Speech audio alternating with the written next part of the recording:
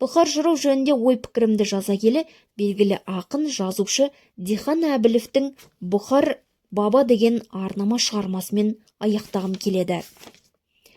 Кеп тұрмыз зиратыңа Бұхар бабам, жер ғой бұл мекен еткен ата бабаң. Кейін жазық кербес таулар, көк бұлақтар, тербетіп қабіріңді жатыр данам. Тұстасың Абылай хан шоң билерде, ажалға ақыр бір күн бас ерде. Өсиет еткен екен Түркістанды, жатпаққа сыбайлас боп әулиеге.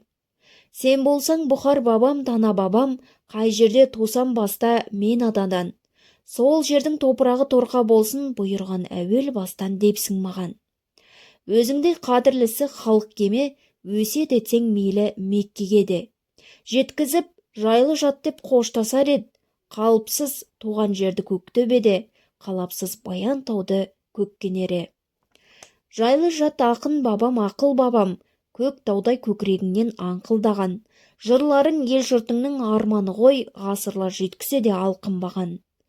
Жыр тарих кімді білген сенен бұрын, сонан ғой ауыр болған тартқан жүгің.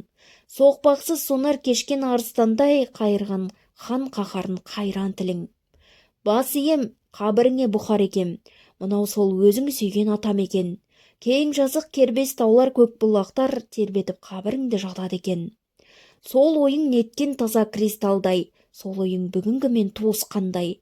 Халқыңды қан қырғыннан қағып қалып, болжамың болжамақ қой туыстардай. Жайлы жат жыр атасы Бұхар бабам, риза тарихымен халқың далаң. Заулаған заманалар керуені бас иіп тағзым етпей кетпес саған, әділет билігінен соған нанам.